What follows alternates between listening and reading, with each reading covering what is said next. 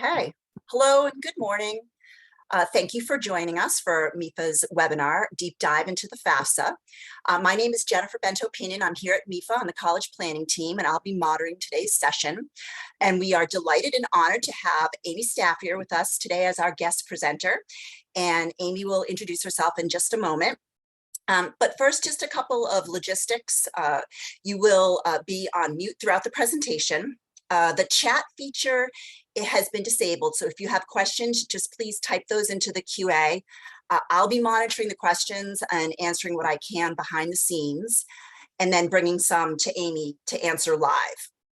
If you need closed captioning, just press the little CC button at the bottom of your screen. We are recording this session, so if you need to leave, no worries. We'll follow up with an email with the recording, the presentation slides, and then you'll have our contact information for further questions. This session is part of the Mifa Institute. So this is our way of sharing content with counselors, community-based organizations, college administrators that help support students. So you can always check out our offerings on our webpage. And these are all eligible for PDPs. Okay, so a little bit about Mifa. Mifa is, we're in our 40th year helping families plan, save, and pay for college. So we have a state savings plan, a prepaid tuition plan, low-cost loans. We have a no-cost college and career planning web portal, Mifa Pathway. We offer guidance and support for educators, students, and families at whatever stage of the game they're at. Okay, so now I'll hand it over to Amy, and she will share her expertise around the FAFSA. Thanks, Amy. Great, thank you, Jennifer. Happy to be here. My name is Amy Staffier. I'm the Assistant Vice President of Enrollment Student Services and Director of Financial Aid at Simmons University in Boston.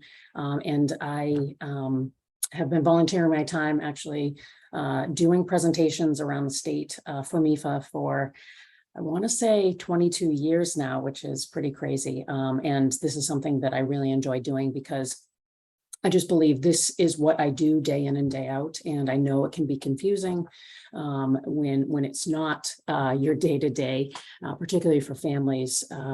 And so I just always like to be able to share that knowledge. So a little bit about the FAFSA, free application for federal student aid. I used to always really push the point that this is a free form, that you should never have to pay to submit, because there used to be a FAFSA.com out there that would charge you like $50, $75 to fill out the form, and it would kind of get to where it needed to be. The feds ended up buying out that site, so I don't worry about that.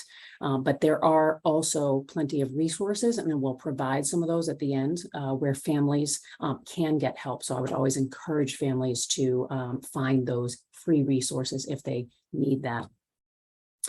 There's a demo site families can go on to. I was just telling Jennifer, I did this presentation for families last week, and I'm meeting this evening with a parent who has some questions.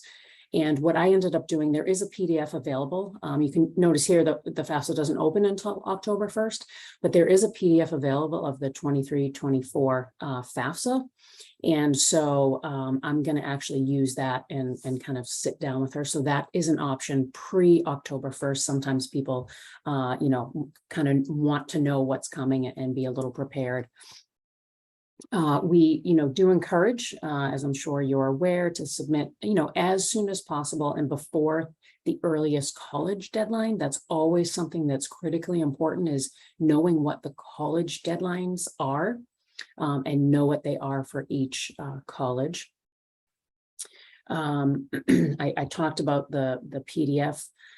There's Skip Logic, the Department of Ed has really done a lot of work over the years to try to help streamline and reduce questions, particularly for families, lower income, group who may not need to answer particular questions. So we would encourage students and parents to collect the data that they need, so that when they sit down to complete the FAFSA, if they want to, they could kind of complete it in one shot, which is great. So they will ask about the student's driver's license. It's not required. There's 2 questions that you're actually not required to answer. That's one of them. So if they don't have a driver's license, it's not a problem. They can move on from that question. But both student and parent have the Social Security number. I have seen many times where a Social Security number has been kind of transposed, or I had a set of twins where they kind of commingled those Social Security numbers on the FAFSA, and it's really difficult to try to untangle some of those. So I usually suggest, taking out that Social Security card to make sure that it's absolutely correct, particularly on the student side. Usually a parent, right, at our age, we've memorized that Social Security number, but just really important to get correct. Date of birth for the 23-24 FAFSA, it is 2021 income information. So having those W-2 forms, a tax return. Here it says, if not using the Irs Data Retrieval tool. Personally, I always encourage families to have those forms on hand no matter what, because let's say the data retrieval tool for some reason happens to be down and you want to get it completed, or for the W-2 forms, if you're married filing jointly, and we'll talk about that, but you actually have to enter in income earned information, which cannot be pulled off of the data retrieval tool. So it's good to have those records, bank statements, and business investment records as well. Here's the information for kind of FAFSA customer support. One of the things that I point out that is really helpful is the help icon that is within the actual FAFSA itself. So pretty much for every question, there's the little question mark in a circle. If you click on it, it's going to open and expand a box that's going to give the student, the parent, information about that particular question. So for instance, when it's questions about the tax return and a particular, saying, what was your AGI, right? It's going to give a particular line number, which will guide the parent to help find that. So it really is helpful. And then the FSA ID, this is something that student and one parent can do ahead of time, ahead of October 1st. So I would say to encourage, students to kind of get that out of the way. They can sign up for an FSA ID at the point that they are completing the FAFSA. In my personal opinion, I think it's better to do it ahead of time because it takes a few days just to kind of verify the information and have that FSA ID be able to be fully active and used. So if you're doing it while you're completing the FAFSA, you might not be able to just sign it that day. And so I just suggest, hey, get that done ahead of time. Then when you sit down and fill out the FAFSA, you could complete it and submit in that day. But that is just me. People work in different ways, and sometimes people want to just kind of chunk out. Maybe I'm doing the student portion today, I'm going to do the parent portion. So there are options available for that. So when the student or the parent goes into the FAFSA, for a new student, so a high school senior, right, they're going to be clicking on new to the FAFSA process, start here. Again, it does not open until October 1st. I just recently had a student who completed the FAFSA because you can go in, but it's the current 22-23 FAFSA. And so even once we hit the point of October 1st, it's just having students being mindful because you have to select the year. Once we hit October 1st, then both FAFSA forms are available. There's information the student can click in on their state deadline. In some ways, I don't really like to talk about the state deadline too much because I feel like it can be misleading, only because for the purposes of any sort of aid from the institution, they should be driven by those deadlines. Most often states will have later deadlines, not every state, but here in Massachusetts, it's, like a May deadline of the end of this year to get the FAFSA submitted. And so you really want to guide students to be knowing what the deadlines are at their individual institution and really, following those deadlines. So either the student can be the one, logging in and they're saying, I'm the student, want to access the FAFSA, or, I am the parent filling out the FAFSA form. Whichever is chosen, you can log in with the FSA ID, as I said, or create one, or you can use personal identifiers, name, date of birth, social security number, because those pieces of information are part of actually setting up that FSA ID. So it kind of does a check looking for the student. So in this example, we'll go through, it's the parent filling out the FAFSA. So you can fill out the student's name, date of birth, social security number, again, making sure that that is correct. A couple of other reminders is just making sure you're not using any sort of nickname, or sometimes a student goes by, let's say, their middle name, making sure that actually these are the first and last name that is on their social security card, right? Because this is going to be checked against the database or a permanent resident card, because it's checked against social security or the Department of Homeland Security. So that's also an important point. Just kind of a typical, information about the system and that you can accept and move forward. So then you get to start the form. The FAFSA will actually alert you if the student needs to create an FSA ID. So in this example that we looked at, it was the parent going in and it will let you know, but you can go ahead and complete that, which is wonderful, where it used to be some years ago where, you kind of had to do everything all at once. And so it is nice that student and parent could potentially go in separately. So you have to create a save key.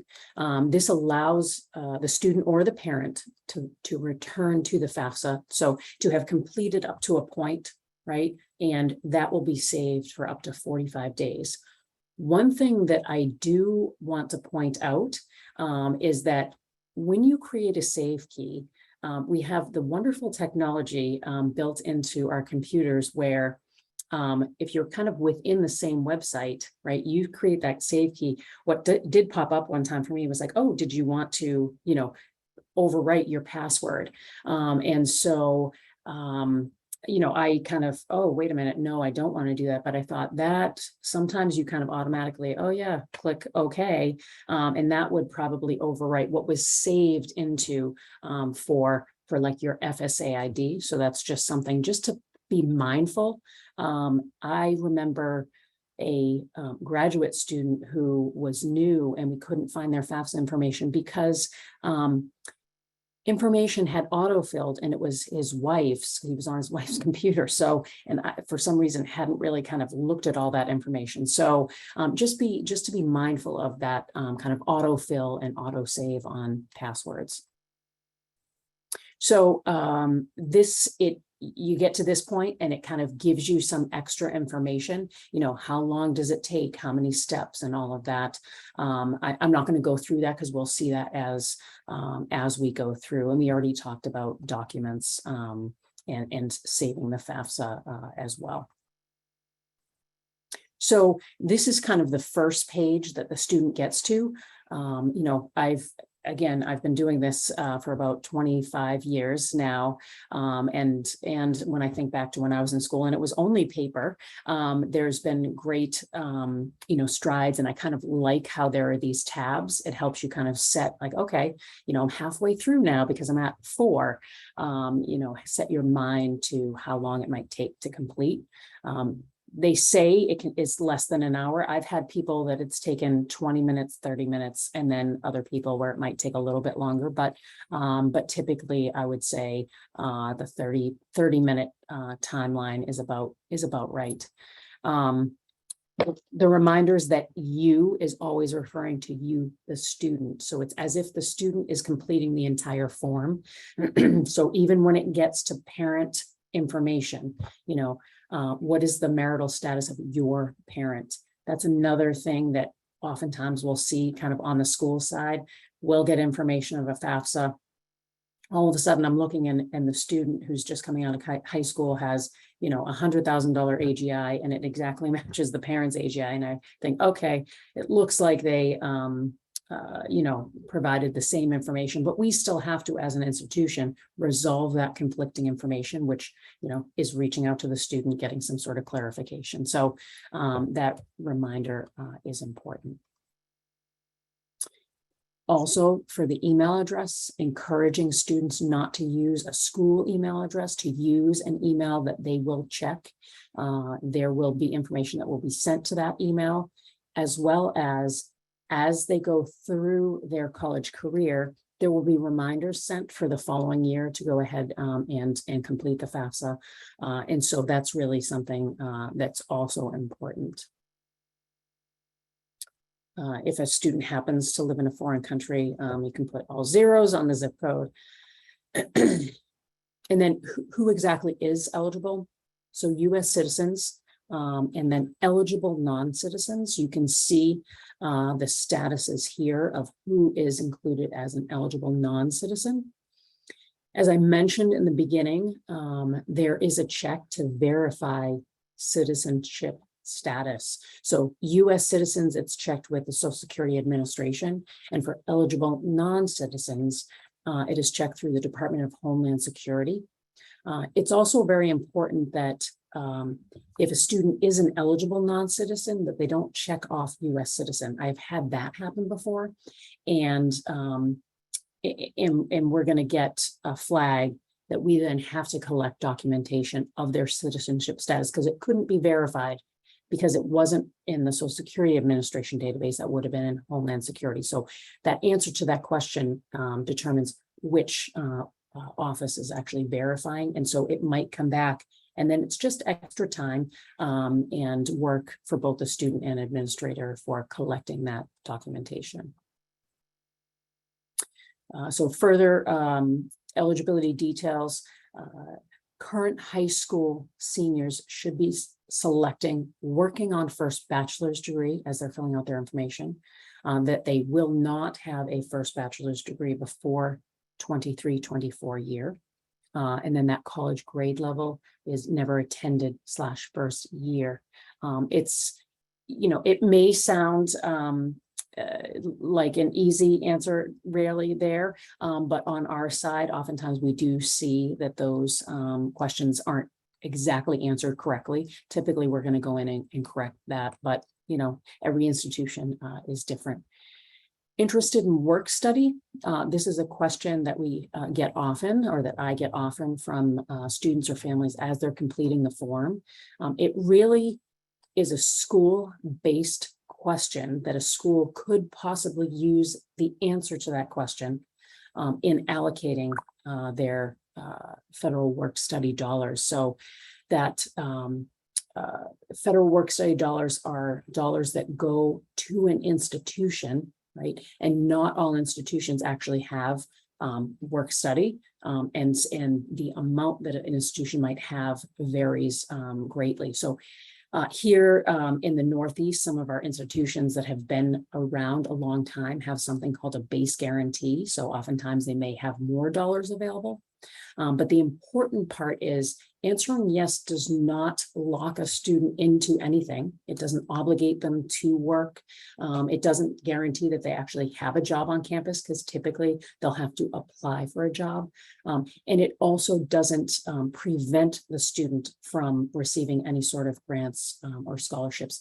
Usually what I tell a student is it opens you up to the opportunity of potentially being considered for federal work study. And then you always have the choice whether or not to accept that and get a job on campus or not. So usually I encourage people just to select yes, but some institutions will just use that question. If someone says no, they won't even award the student work study because they might have limited dollars to award. And then males, so anyone who was born male at birth and 18, they are still asking whether or not they're registered with Selective Service, because it is a requirement, overall that males register with Selective Service. But the nice and significant change that was made in the last year or two is that it is no longer tied to your eligibility for financial aid. So they still ask the question, but if a male student or a student who was born male is not registered with Selective Service, it will not prevent them from receiving federal aid as it used to. So this is the one of the two questions that actually a student can bypass. So if they don't have a driver's license, you can continue on. Most of the questions you can't press continue until you've actually completed an answer. And this is the second one, information about foster care and parent education completion. That is totally an optional question. It doesn't play into a student's financial aid, federal financial aid eligibility. It's more information that could be relayed on to an institution.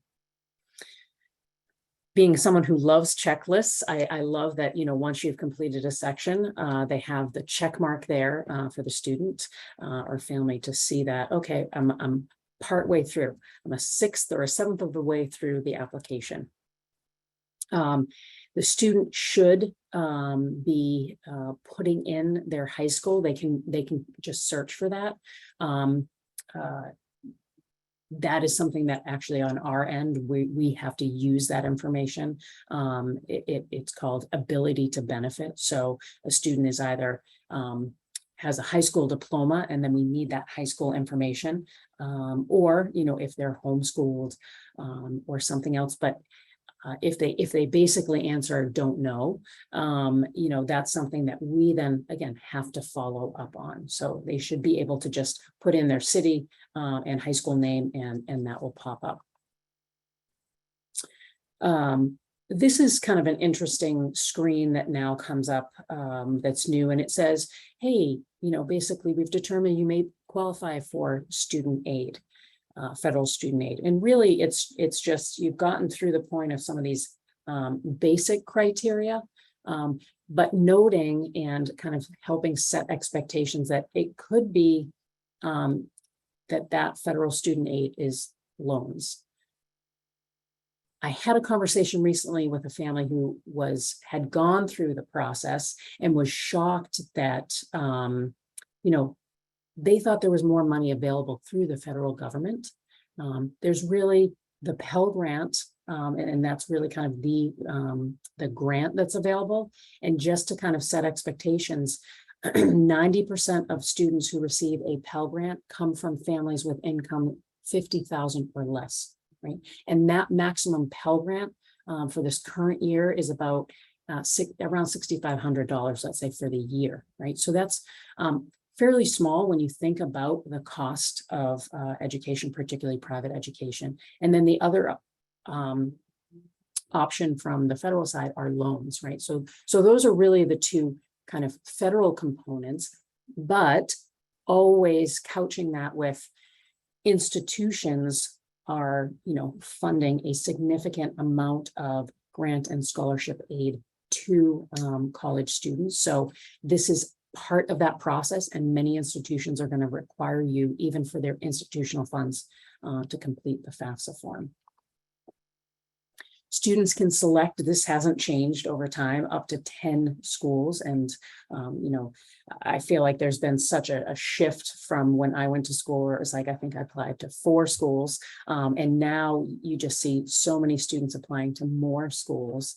And so they might need to apply to more than 10, right? So I usually tell students, make sure you're looking at deadline, right? And get those on first. If you have more than 10, wait, 3 to 5 days. Typically, it's about 48 hours that it takes for the FAFSA to kind of process, go through all its checks, and then get sent out to students. Once a student has really kind of received their student aid report, it's likely that the school has received that information as well. But the 3 to 5 is kind of a nice, safe waiting period. They can then go back in and remove a school and add a school on, and then that will automatically get sent to that institution. At the end of the day, once the student has made a decision where they want to attend, where they've been accepted and they're, deposited, they should make sure that that institution is listed here. This is great that the FAFSA has kind of added this in the past couple of years, information about an institution that they're selecting. So it's, you can click on the tab, view college info. From my own viewpoint, in some ways, I personally think that this part of the process should be happening ahead of making the decision to apply to an institution.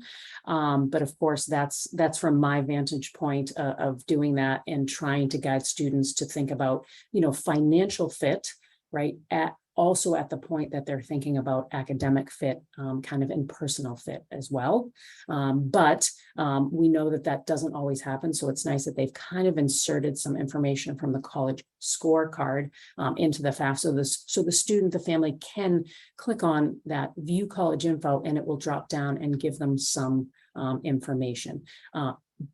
But as people who are counseling students, I would guide them to be looking at that information prior to selecting a school so that they at least have a sense, through that college scorecard, through an institution's website and their net price calculator, they can have a better sense of someone who looks like me and my family, both financially and academically, gives them a sense of what a student a year prior would have received as a financial aid package or would have had to pay as net price.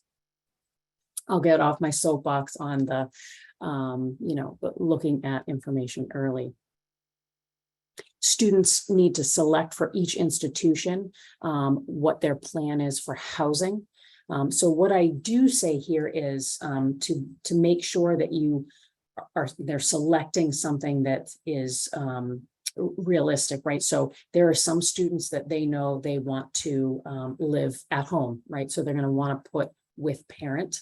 And then if they are, going to live on campus, that they choose on campus, because financial aid will vary based on those answers, right? A student that's living on campus and has that room and board charge is going to be receiving a little more in financial aid potentially because that room and board cost, where if they're living at home, that full cost isn't there. There's a smaller amount that's put in for kind of living expenses.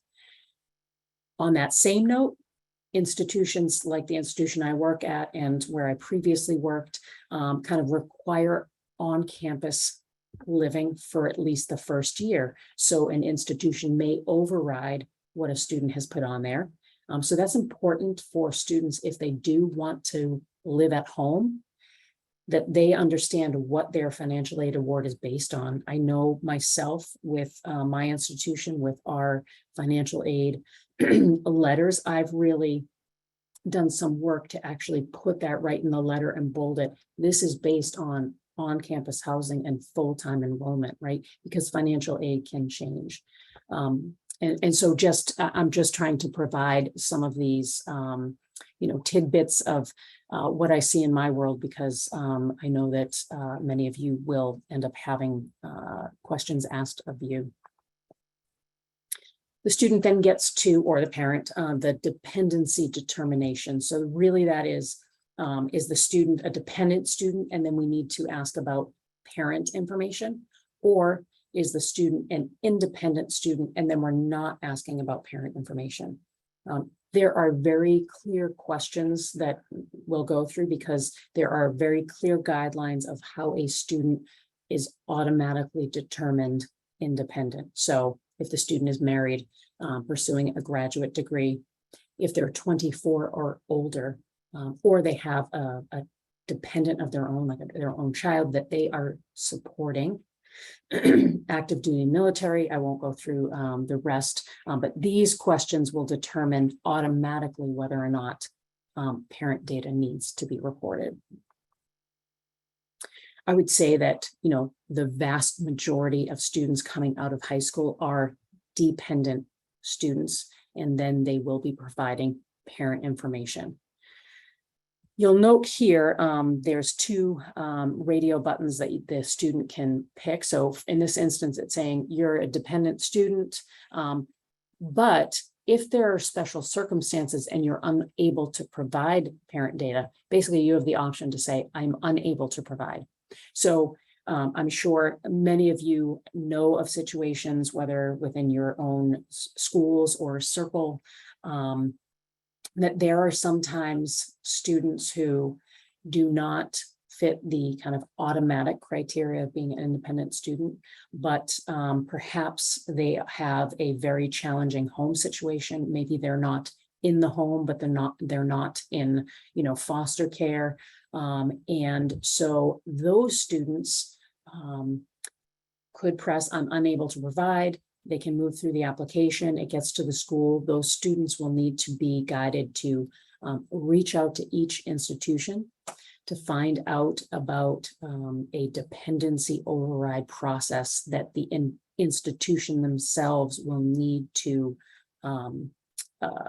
assess, approve, and put into place. Most institutions are going to require 2 letters along with the student letter, kind of verifying the unusual circumstances. So that's just something that the student needs to know to be able to move forward. So moving into kind of the parents, and there's information here on in each of these different scenarios, really, who is the student or the parent reporting information for? I'm not going to go through it here because we actually get to that in the next slide, but it helps because there are always questions about exactly whose information should be on the form.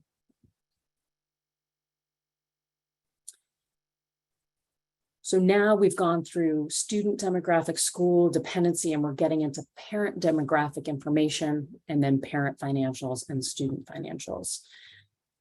The question is, as of today, what is the marital status of your parent? So again, and they provide the reminder that you is a student.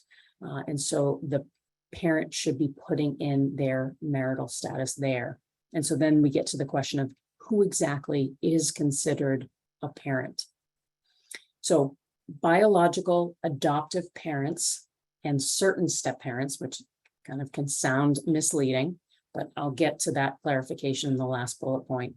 So you're going to include both parents if parents are married or they are not married, but they live together in the same home, right? And this would include same-sex couples as well.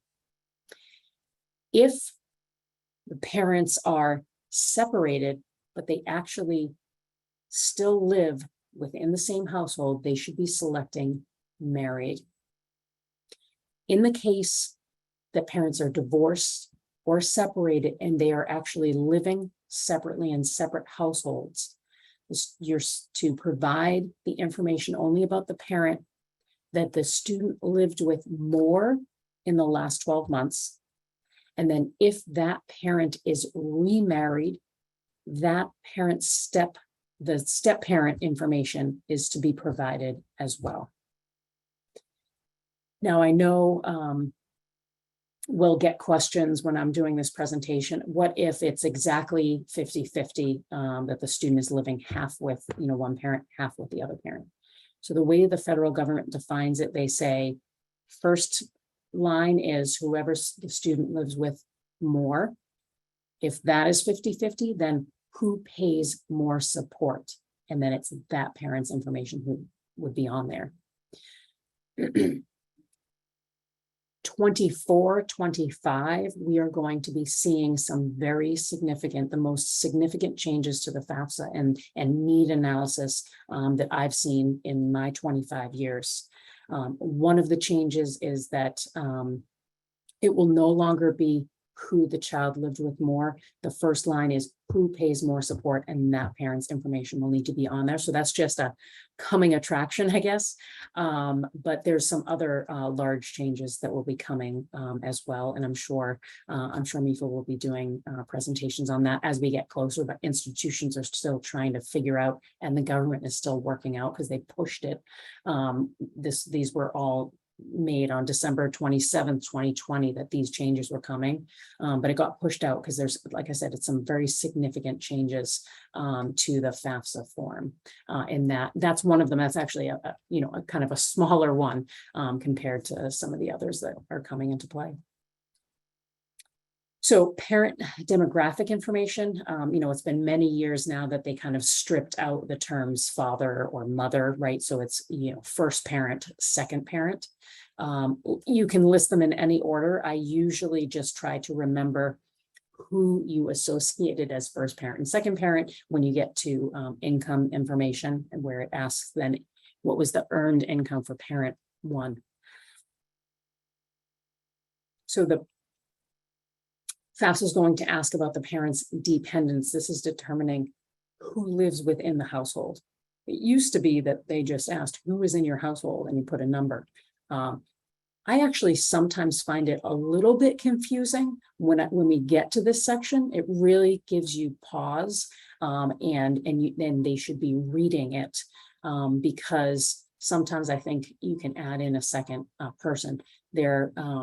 So looking at parents' other dependent children. So it's already accounted for the student. Now it's looking at other dependent children and asking, who are the other dependent children that are living in the household and will rely on the parents for more than half of their financial support within the year in question, and are considered dependent for FAFSA purposes. And then it will ask for who are the other dependents that live in the household. So they live with the student's parents, and those people receive more than half of their financial support from the student's parents, and they're going to continue to receive that. So think about perhaps a grandparent is living in the home, and those parents are, paying for more than half of the support of that grandparent. They can be added into the household. And then who's included in the number in college, always including the student, right, as one, as long as they're, in school and will attend even less than half-time. As far as other members, only if they will attend at least half-time that leads to a college degree or certificate. You can't include the parents in the number in college. And just a note that some institutions have what's called a sibling verification form that they will require the student to have the other institution or institutions where siblings are at complete to verify that, yes, a student actually was enrolled. Sometimes they even ask for financial aid information. So that's always important, over the years, in my other world, I call it, the institution I worked at for 21 years, sometimes you'd see that, we get the FAFSA in October, and then, we're verifying college attendance, and the student actually now no longer is enrolled. So just another tip.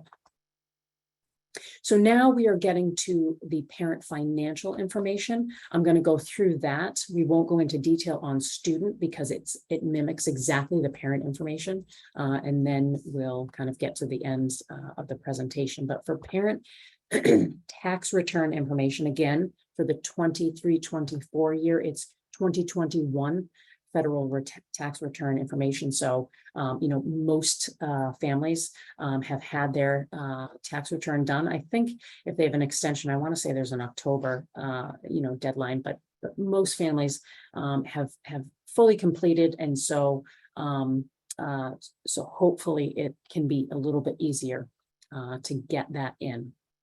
They have the option to use the Irs Data Retrieval tool. They'll come to this spot. They will need to use their Fsa Id in order to access the data retrieval tool, and they will be sent off. It is extremely secure. I think the next slide we talk about that.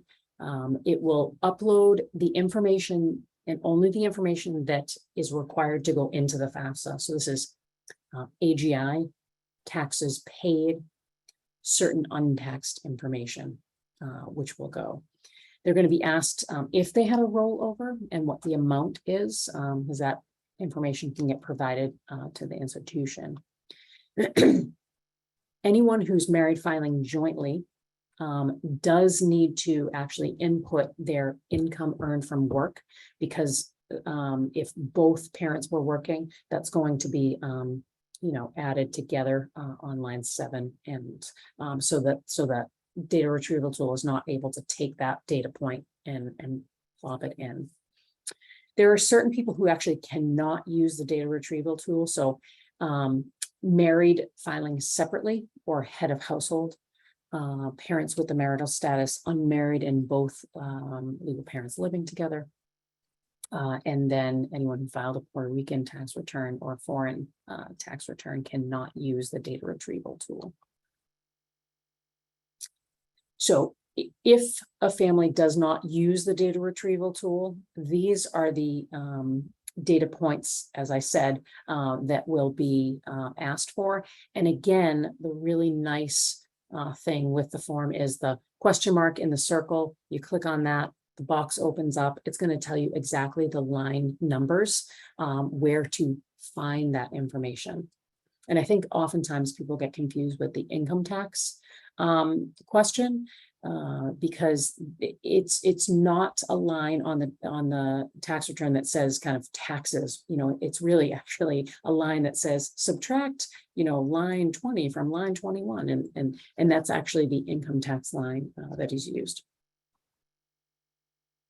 There's certain pieces of information that actually are subtracted from total income. So the FAFSA is going to ask about any child support that parent paid.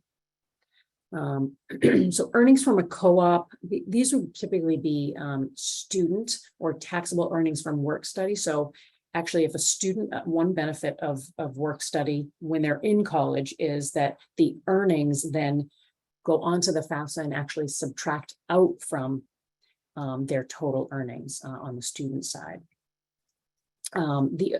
Typically the ones that I'll see for a parent is child support paid and education credits once there's a student who's actually in college. Amy, could I interrupt you perhaps? Yes, please. Okay, we had an interesting question come in. So if the parents are married, why does it matter how much they individually made? Just curious as to why. That's a great question. So when all of this data is collected, there is a formula that is run through to get to what's called an expected family contribution. And spoiler alert, that's something that will be changing in the 24-25 year. We will no longer have an expected family contribution. It's going to be called something else. But needless to say, there's this formula. So it starts by building income, and also asking about assets. And then there are allowances against income and allowances against assets. And one of the allowances against income is calculated by those figures of earned income, because it's calculating out FICA. And also if there's an allowance against assets based on how many parents are working and what that amount is. So that's how those actually come into play and why they ask about it. So that's a great question that I typically don't get in this presentation, but the nerdy financial aid person in me loves to be able to answer that. Oh, that's great. Thanks, Amy. Yeah. So moving on to untaxed income, this is something that oftentimes can be a little bit confusing for families, and quite honestly, there are times where this does not get added into the FAFSA, and it can be problematic if, and basically I'm going to talk about retirement, right? Untaxed income. So a family has a 401k, a 403b, and they have put income into that in the year, that actually gets added as untaxed income. Where it can be confusing is when we talk about assets, we don't look at the value of retirement at all. And I think that is out there. And I think so it can be confusing sometimes, the fact that on the income side, we're actually including that. And why it's important, in helping students is to kind of complete this is, if that has not been included, and now as an institution, we're required to verify information, or my previous institution, I was at Harvard for 21 years, right? We collected the FAFSA form, the CSS profile, tax returns, W-2s, business tax returns, from all students if they had business, right? All students and families. And so we were verifying that information up front. And so actually we would be kind of going out with an award that was based on accurate verified information. We don't have the ability to do that here, but if a student is selected for verification and we've gone out with, an estimated financial aid award, and let's say there was $10,000 that was put in as untaxed income, and that all of a sudden gets added in, they may see a difference in their financial aid, or year to year as well. So just kind of giving you some extra information there. So people who are self-employed, those kind of IRA, SEP, Simple, KEO, if any child support received tax exempt interest income, and that comes off the tax return. The same with untaxed portion of IRS distributions and untaxed pension, those also come right off the tax return. If there's any sort of housing or living allowance, military, clergy, and any others like that. And then veterans non-education benefits, so this would be disability, death, pension. And then any other untaxed income, such as like workers' compensation or disability, those we get. And they'll be asked pointed questions, about that. So once we've gotten through the income, now we get to reporting assets. And you can see here on this slide, each student, it will be customized to that parent information, right? So here, as of today, does the total amount of your parents' current assets exceed? And for this example, it was $7,300, right? That number, that figure, the $7,300, is based on what the parent reported in their income, okay? And if their assets do not exceed that, they have the opportunity to say, to not answer questions about asset, or they can. It's kind of a choice. But if it exceeds, then they're required to answer the questions about their assets. So assets that are to be reported. So the current balance of any cash savings checking account, net value of investments, right? So this includes real estate, but not the parent's primary home, but we're talking about, a parent has maybe other real estate, that rental real estate, or maybe a summer home, or even, let's say they live in a 3-family, right? They live in one and they're renting out 2. So 2/3 of that net value actually should be reported as an asset. The last kind of bullet under net value is one that always we get questions on as well, is 529 college savings. It should be for all children and reported as a parent asset if the parent owns, kind of is the holder of it. So let me explain that. In most cases, right, I have a 529 for each of my daughters. I open it, they're the beneficiaries, and that's typically how it works. And that's important because parents' assets are assessed at a much lower rate than student assets. So it's actually beneficial that they are reported as a parent asset, but also, and this, people usually question this, but it is to be reported for all children that you have a 529 for. In the case of, let's say, like a grandparent opened the 529, it's in their name and the student is the beneficiary, the value as an asset would not be reported on the form. And then net value of some business and investment farm.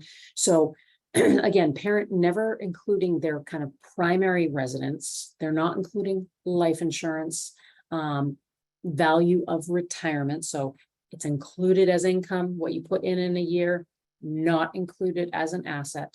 And then the way that the government kind of defines kind of small business or farm is one that's has 100 employees or less and is owned at least 50% by the family.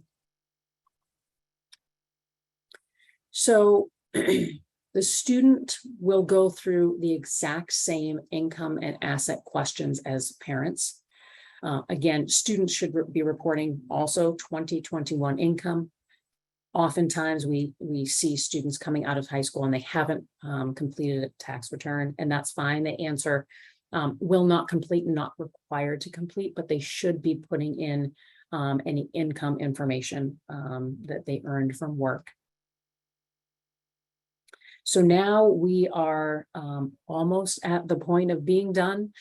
This is always when I sit down with people and help them kind of complete the form. This is kind of, oh my goodness, the exciting point, right? As you'll see, the student can sign with their FSA ID, the parent can sign with their FSA ID. If they don't fully have that kind of the FSA ID yet, and they can't use it, they can just stop, save, and come back in and submit. Or, and I think the next slide shows us, they can choose to just submit it without signatures. That is an option. Typically what happens is it kind of sits in a holding pattern for about 7 days, waiting for those signatures to be attached. If after 7 days, the signatures do not come in, then it will just send the information out to the institution as well as to the student. But it should be noted that there will be no EFC calculated. And as an institution, we are required to collect those signatures. So be reaching out to the student, to the parent saying, we need a parent signature or a student signature or both, because we can't process any of your federal financial aid until we have that. There's a confirmation page once the student has completed, or the parent, congratulating them, letting them know kind of what's going to happen, that they're going to get this student aid report. I always encourage families to make sure they are looking at that. It is really a transcript of everything that was answered on the FAFSA. Look for anything that might be wrong. I have seen instances where a parent added an extra zero by accident right onto an asset or some bit of income. Thankfully, sometimes they'll catch that, or hopefully an institution catches it prior to awarding any financial aid. But again, wanting to kind of have that right from the beginning. It will let the family know what their expected family contribution is. And then a nice benefit, if you, it used to be that I could never say this to people, but if you do have twins or another child that's, let's say, a year ahead in school, you can actually transfer your parent information for another child. You still have to kind of go through the process, but it will take that information that you put on for one child and pull that in. So that's a newer option that's available that at least makes it somewhat quicker to complete a second FAFSA. Special circumstances. So we know that there are many special circumstances out there, some that warrant, potentially making changes, and some, that might not. What I typically encourage families is you know what, the worst that can happen is that the institution says, no, we're not able to provide something more, or we can't, respond to this appeal. But the best is that there might be something that can be done. So why not put that out there and ask? I will say there are instances where aid has been taken away, only so much as if the FAFSA wasn't completed totally accurately. So let's look at that when we talked about untaxed income and a family not putting in information about a retirement account, right? And now through the process of an appeal, we're actually needing to collect full tax documentation with W-2s. Or I've had a situation where someone didn't report assets, and there was within the tax return that was collected, some significant rental property, right? So now we actually do need to make adjustments when a family was thinking, oh, they're appealing for some reason. So even though I say the worst that you can say is no, but that's as long as all the information has been accurately reported, the worst we can say is, you know what, we actually can't help. But if there's loss or reduction in parent student income or assets, so we know that 2021, right, that year has gone, and we're now, significantly through 2022. So a family may look very different in this current moment. And so what you can do is, if students or families are in these circumstances where, they might fall into one of these bullet points, encourage them to reach out to each institution. They're going to have to do that. I would encourage them to, ahead of time, write out a narrative of what their circumstance is, because I can guarantee that every institution is going to require something in writing, and they're also going to require documentation. We are audited every year. And so, they'll pull a random sample of, 25, 30 students, and making sure that we are, on the up and up and doing everything properly. And so one of those things is that we're required, if we're making adjustments, is that we have to have documentation and kind of proof of things. So, so every institution is going to ask for that. So that's something that a family can do kind of ahead of time if they know there's something that isn't captured in that FAFSA form that is kind of out of the ordinary. Amy, Yeah. I have a couple good questions that came in regarding parent finances. Yeah. So is disability and or Social Security income, do they have to report that? Yeah, so disability is on as untaxed income, but Social Security, I believe, is not included. Okay, thank you. And one more. So if the mother completes the FAFSA and the parents are divorced, and the father opened a 529, is that reported on the FAFSA? No, so it wouldn't be. But I will say that technically, so in that year, it wouldn't be reported as an asset if the father is the sole owner on that, right? It wasn't that he opened it and has both he and the wife, right? Because then it would probably be half. But if that father then uses, uses that 529 to make a payment in the following year, technically, and I don't know that many people actually do this, but technically it should be reported as other income, like from the student. There's basically this catch-all question that's like any other support that was paid on your behalf, right? Because it isn't, because that was never captured as an asset of the parent. It's kind of this other. I'm typically, when I do a presentation, a parent asks about that, I'm just saying that is technically how that would work. But I would also say that most people, I rarely ever see anything in that section. It would be the same as if a grandparent was kind of making that payment. But most people just kind of pass by that question and don't answer it. Great. Thanks, Amy. Yeah. So we're almost done. What happens after you submit the FAFSA? The colleges and the state is going to receive that data electronically. So as long as the student is answering, Massachusetts, the state of Massachusetts is going to get that that information directly. The student gets the student aid report in a few days, and then on that student aid report, it will let them know whether or not they've been selected for verification. There's nothing necessarily that the student has to do proactively if they see that, because the colleges are going to reach out and request. And every college is different. So there are some institutions that may not even award financial aid until they have collected the documents required for verification. Or like my institution, we will, for our first year students, we will give an estimate.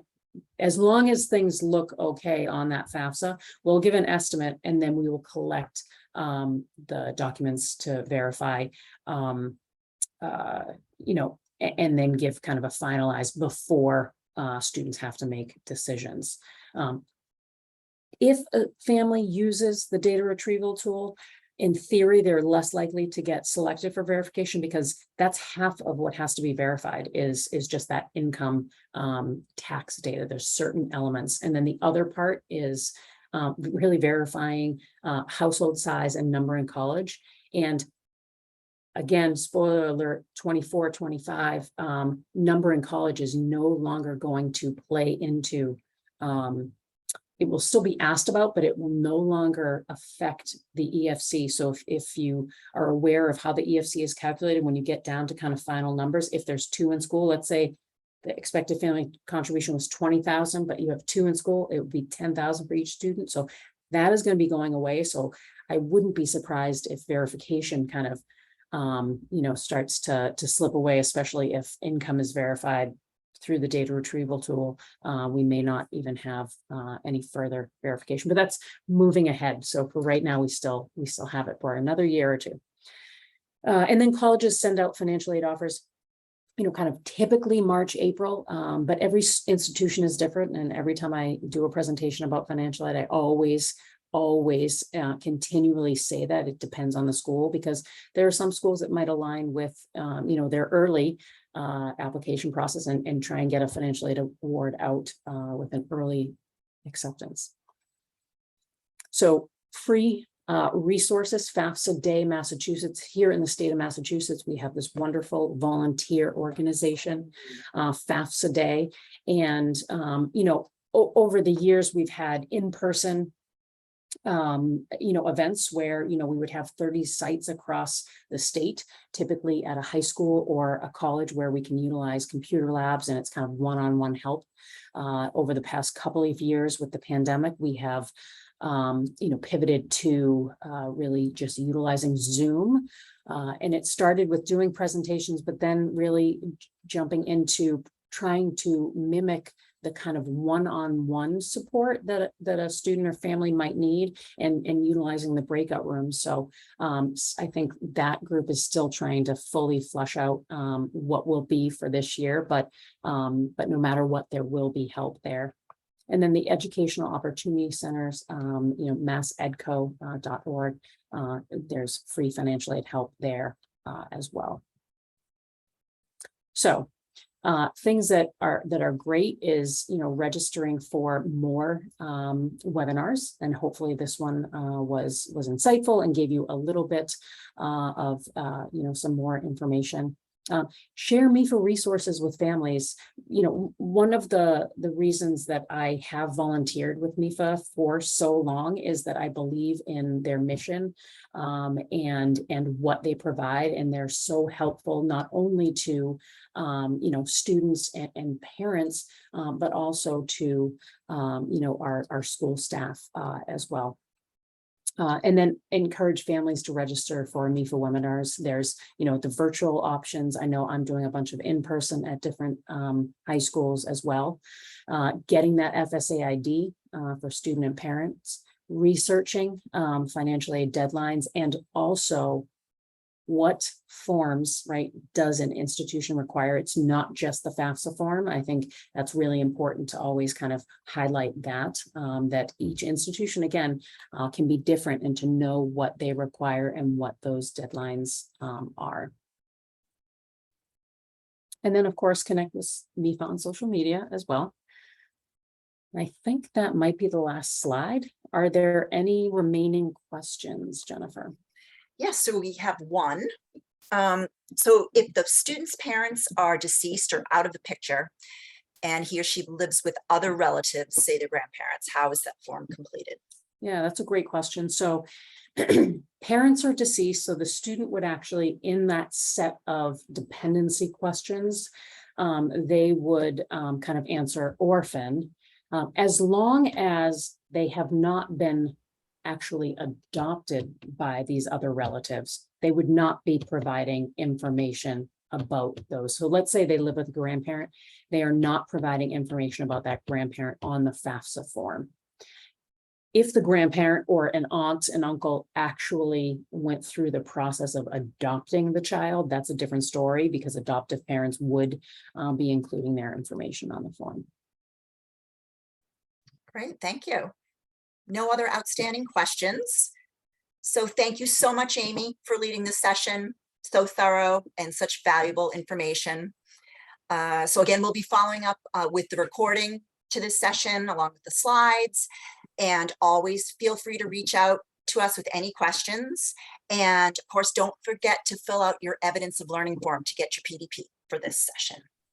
All right. Thanks so much, Amy. Thank you. Okay. Have a good day, everyone.